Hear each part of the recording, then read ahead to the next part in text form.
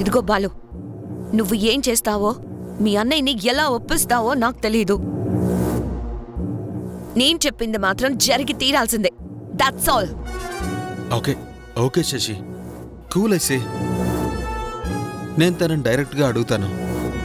నువ్వెక్కడికి వెళ్లాల్సిన అవసరం లేదు. నా మాట విను.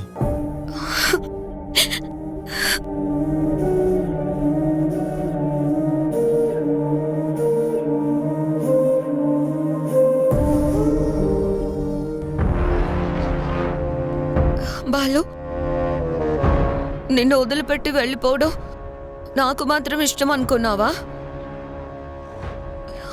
బాలు, నిన్నే ప్రేమించాను, నువ్వే కావాలని పెళ్లి చేసుకున్నాను. నీకోసం మా డాడీ దగ్గర కూడా వెళ్లకుండా నీ భార్యగా ఈ ఇంట్లోకే అడుగు పెట్టాను.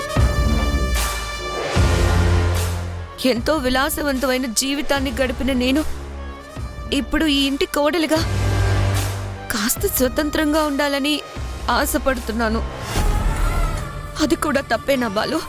చెప్పు. లేదు శశి, నీ ఆలోచనలో ఎలాంటి తప్పు లేదు కదా. మరి రేపు మనకి పిల్లలు పుడితే వాళ్ళకంటూ ఒక ఐడెంటిటీ ఉండద్దా?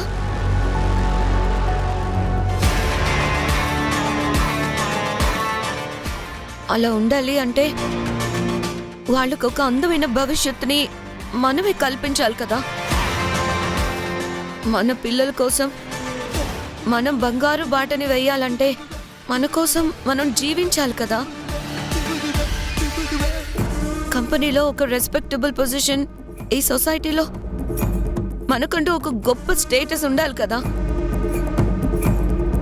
రేపు నా ఫ్రెండ్స్ ఎవరైనా కలిసినప్పుడు, శశి మీ ఆయన ఏం చేస్తారు అంటే, నేను గర్వంగా my hubby is the managing director అని చెప్పుకునే అవకాశం ఇవ్వు ప్లీజ్ బాలు. శశి,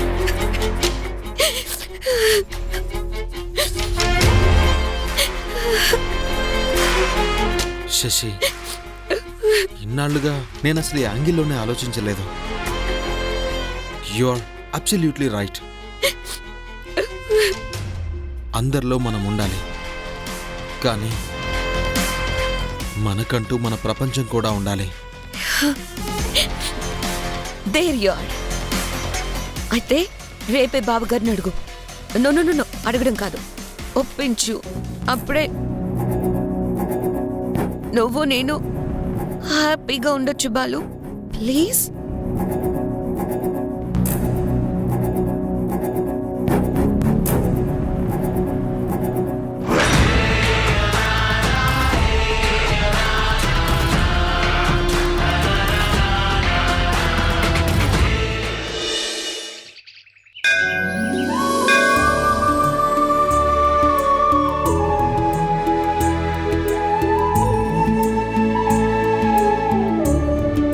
అమ్మా సీత.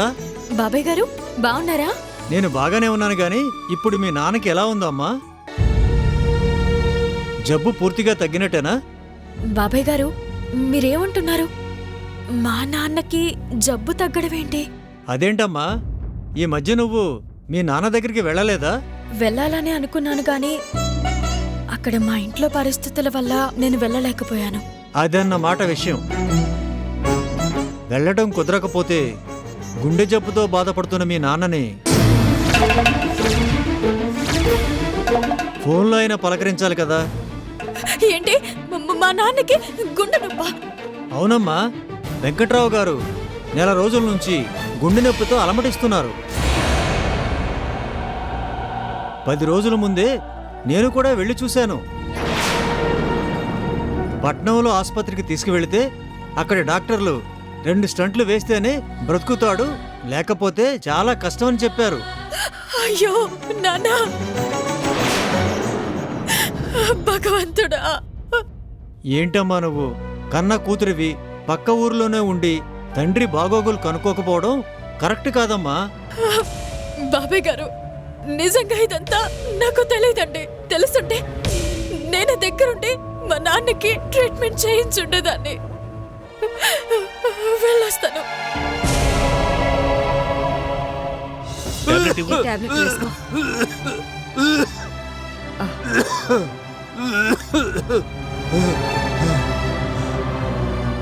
నీళ్ళు తాగన్నయ్య.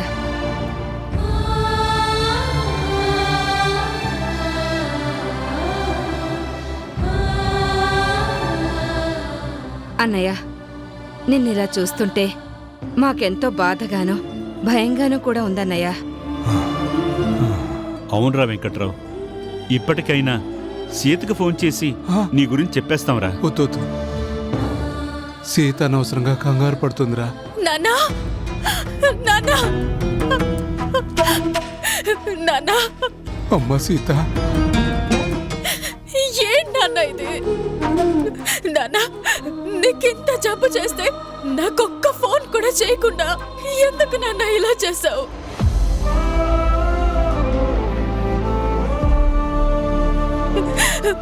బాబాయ్, పిన్ని, కనీసం మీరైనా నాకొక్క ఫోన్ చేస్తే నేను పరుగున వచ్చేదాన్ని కదా. నెల రోజుల నుంచి నేను చెప్పమని అంటున్నాను, కానీ మీ నాన్నే వద్దు వద్దు అని నా చేతులు కట్టేశాడు.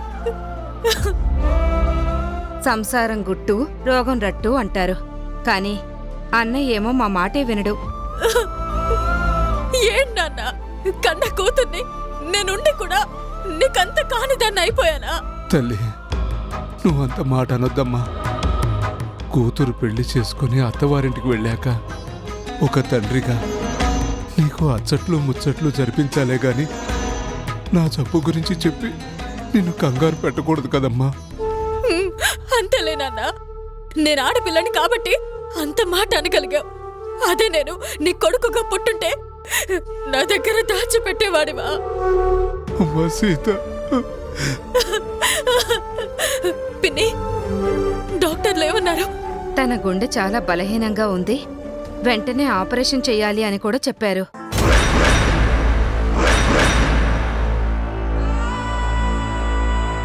అంతేకాదమ్మా, 24 గంటల్లోగా మీ నాన్నకు ఆపరేషన్ జరిపించకపోతే ప్రాణాలకే ప్రమాదం అని కూడా హెచ్చరించారు.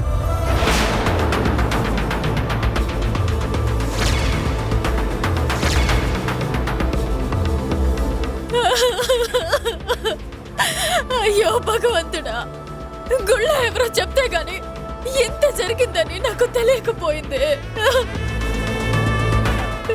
అక్కడ పరిస్థితుల వల్ల నేను కూడా ఇక్కడికి రాలేకపోయాను. కనీసం ఫోన్ చేసి నాన్న ఎలా ఉన్నావని అడగకపోవడం నా తప్పే, ముమ్మాటికి నా తప్పే.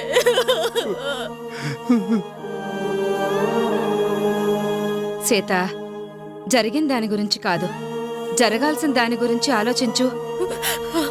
పిన్ని, ఆపరేషన్కి ఎంత డబ్బు కావాలన్నారు? 5 లక్షల దాకా అవుతుందని చెప్పారమ్మా. డబ్బు కడితేనే ఆపరేషన్ చేస్తారంట. అంత డబ్బు మా దగ్గర లేకే ఏం చెయ్యాలో తోచక మేము నలిగిపోతున్నామమ్మా. ఒరే నారాయణ, ఆరిపోయే దీపం కోసం అనవసరంగా అంత ఖర్చెందుకురా? నాన్న, నువ్వు ఇంకొక మాట మాట్లాడితే నా మీద ఒట్టే. బాబాయ్, నాన్నకి ఆపరేషన్ నేను చేయిస్తాను. వెంటనే మీరు డాక్టర్ గారితో మాట్లాడి అందుకు ఏర్పాట్లు చేయించండి. అలాగేనమ్మా. అన్నయ్యని మేము హాస్పిటల్కి తీసుకువెళ్తాము. ఆపరేషన్కి కావాల్సిన డబ్బుతో నువ్వు వెంటనే హాస్పిటల్కి వచ్చేయ్. సరే పిన్ని. అమ్మా,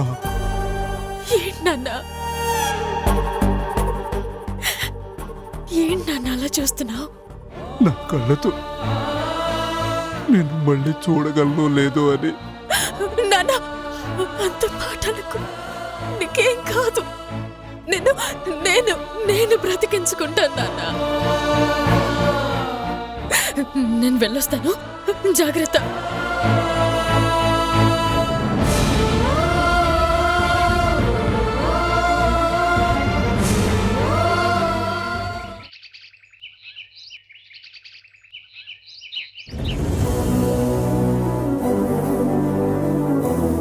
సీతా సీతా టిఫిన్ బాక్స్ తీసుకురా, ఆఫీస్కి టైం అవుతుంది.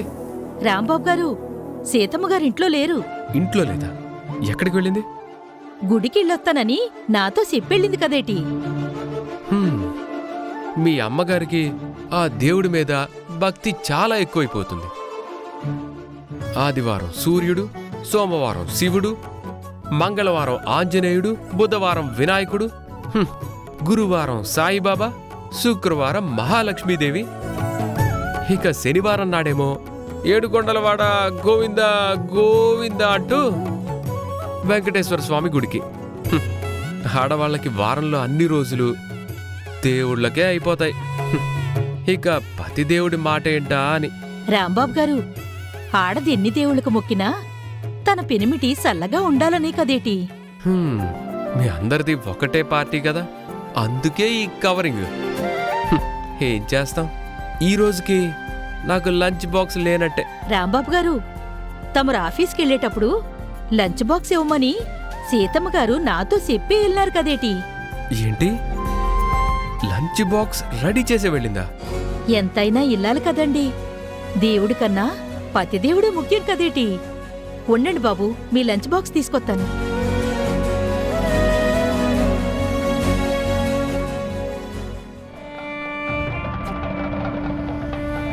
బాలు, అదిగో మీ అన్నయ్య ఆఫీస్కి బయలుదేరాడు. పక్కనికి ఎవరూ లేరు. ఇదే మంచి టైం, వెళ్ళి అడుగు. శశి అడగాలనే ఉంది కానీ అమ్మకు కూడా ఇష్టం లేదు కదా. ఇప్పుడు వెళ్ళి అడిగితే గొడవ అవుతుందేమో. షూచి! ఎంత నేను ఎగదొస్తున్నా భయంతో దిగజారిపోతావేంట్రా మగడ. బా, అది భయం కాదు శశి. నా వల్ల అందరూ బ్యాడ్గా ఫీల్ అవడం నాకు ఇష్టం లేదు. సరే, నువ్వు అడక్కు. నేను ఇప్పుడే మా డాడీకి కాల్ చేస్తాను. మావయ్య గారికా? ఎందుకు? కూతురు మొగుడుతో డివోర్స్ ఇచ్చాక పుట్టింటికి తీసుకెళ్ళాలి కదా, అందుకు. శశి, మై గాడ్, శశి నిజంగానే నన్ను వదిలేసేలా ఉంది. అది నేను భరించలేను. ఎలాగైనా నేనే ధైర్యం తెచ్చుకుని అడగాల్సిందే.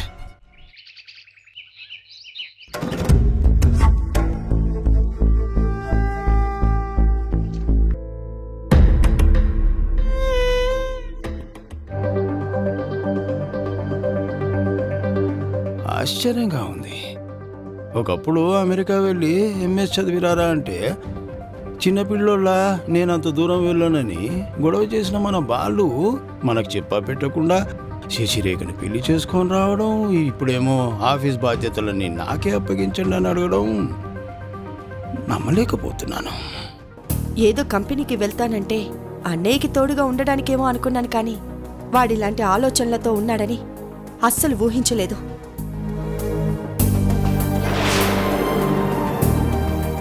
బిజినెస్ అంటే ఏమనుకుంటున్నాడు వాడు?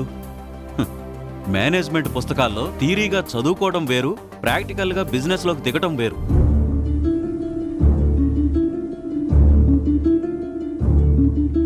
అక్కడ ఎంత పోటీ ఉంటుందో, అవకాశాలు దక్కించుకోవడానికి ఎన్నెన్ని ఎత్తులు పై ఎత్తులు వెయ్యాలో వాడికేం తెలుసు?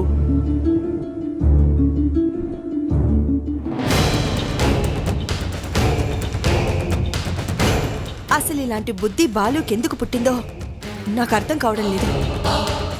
మీకు మాత్రమే కాదత్తయ్య, నాకు కూడా మతి పోయినట్టే ఉంది. బాలు మనసులో ఇలాంటి ఆలోచన ఉన్నట్టు నా దగ్గర కూడా ఎప్పుడూ బయటపడలేదు. కానీ సడన్గా ఏ ఫ్రెండ్స్ ఎంకరేజ్ చేశారో ఇలా మారిపోయాడు. నీతో మాట్లాడి రూమ్లోకి రాగానే నేను బాలుని నిలదీశాను కూడా.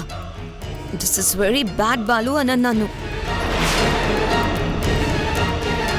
అత్తయ్య బాధపడతారో కోప్పడతారని కూడా చెప్పాను. బావగారికి ఉన్న ఎక్స్పీరియన్స్లో నీకు 1% కూడా లేదు కదా, అలా ఎలా అడిగావని సీరియస్ అయ్యాను కూడా. కానీ తనేమో ఏమన్నాడు? ఎక్స్పీరియన్స్ అనేది స్టార్ట్ చేస్తేనే కదా వస్తుంది.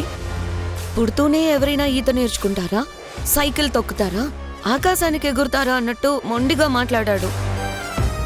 నేను ఇంకేం చేయను. అర్థమైంది. బాలు ఎక్కడున్నాడు?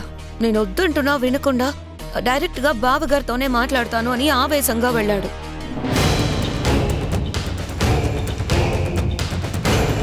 అందుకే నేను కంగారు పడుతూ మీ దగ్గరికి వచ్చాను.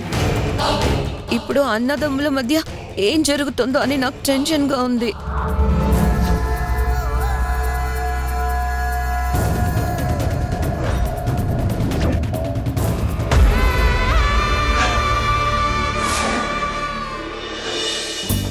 ఓకే ఓకే, నేను ఇప్పుడే ఆఫీస్కి బయలుదేరుతున్నాను.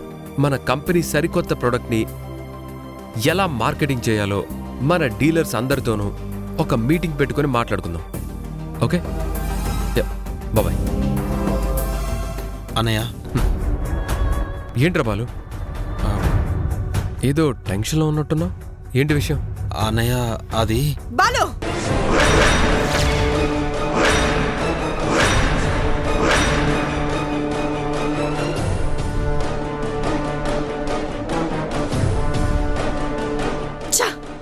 అమ్మా, ఏమైంది? ఎప్పుడూ లేంది బాలు మీద అంత కోపం ఎందుకు? అమ్మా, నిన్నే అడిగేది, ఏం జరిగింది? రాము, ఏమీ లేదు కానీ నువ్వు ఆఫీస్కి వెళ్తున్నట్టున్నావుగా, వెళ్ళు. అమ్మా, నువ్వు నా దగ్గర ఏదో దాస్తున్నావు, చెప్పమ్మా, ఏంటది?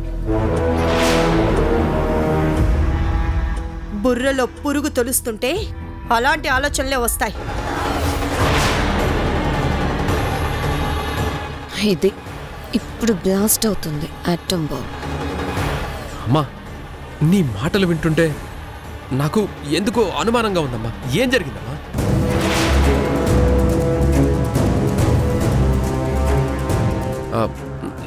నాన్న, మీరైనా చెప్పండి. తాతయ్య, మీరైనా చెప్పండి. బాలు, ఇందాక నువ్వేదో చెప్పబోతూ ఆగావు, ఏంట్రా అది? అన్నయ్య అది బాలు, నువ్వు నోరు మూసుకొని లోపలికెళ్ళు. అమ్మా, వాడు ఏదో అడగబోతున్నాడు, అడగనివ్వమ్మా. వద్దు బావగారు, వద్దు. ఇక విషయం ఇక్కడితో వదిలేయండి. మీ తమ్ముడు అడిగేది అత్తయ్యకి, మావయ్యకి, తాతయ్యకి కూడా ఇష్టం లేనట్టుంది.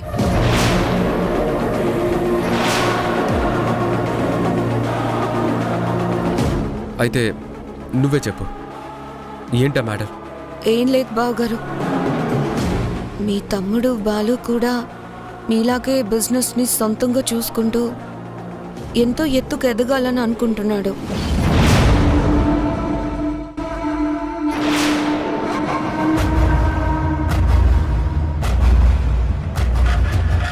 ఇంతకు ముందే బాలు అనఫీషియల్గా కంపెనీ ఛార్జ్ని టేకప్ చేస్తాను అంటే అత్తయ్య గారేమో మీ తమ్ముడికి అనుభవం లేదు, వద్దు అని అంటున్నారు.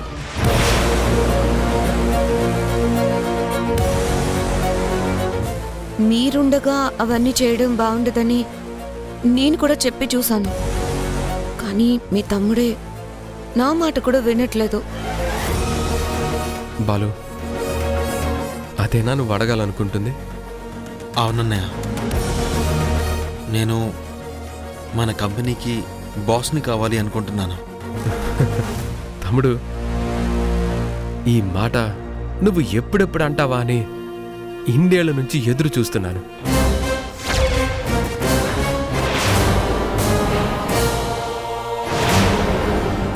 నిన్ను అమెరికా పంపించింది, మేనేజ్మెంట్ కోర్సులు నేర్చుకోమని చెప్పింది కూడా మన బిజినెస్ మొత్తాన్ని నువ్వు చూసుకుంటావనే.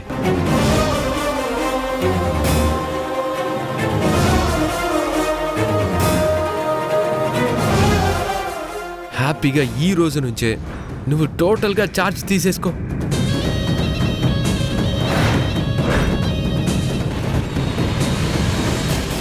లే రాము, వాడేదో అడిగాడు, నువ్వు హడావిడి చేయడం ఏంట్రా? ఆఫీస్ బాధ్యతలు అప్పగించడం అంటే అంత తేలికైన పనే?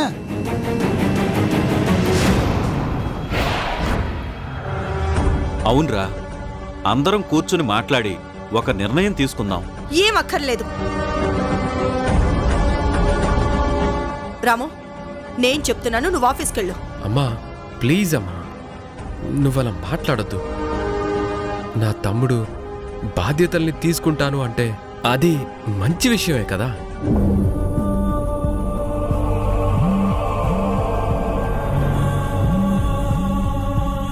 మంచి పనులు చేయడానికి ఎలాంటి ముహూర్తాలు చూడక్కర్లేదు.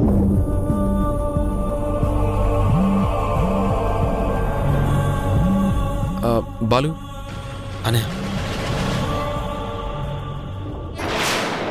ఇదిగోరా ఎండి ఛాంబర్ కీస్.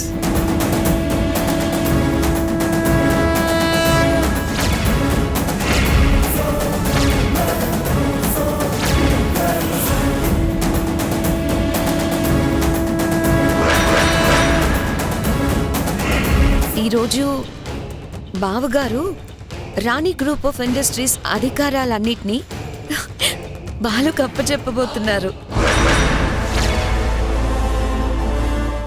నువ్వేమంటున్నావో నాకు అర్థం కావట్లేదు. నిన్నటిదాకా బావగారే అందరికీ బాస్. ఈ రోజు నుంచి బావగారి ప్లేస్ బాలుది. అంటే మా ఆయనే మన కంపెనీలకి managing director, the one and only boss.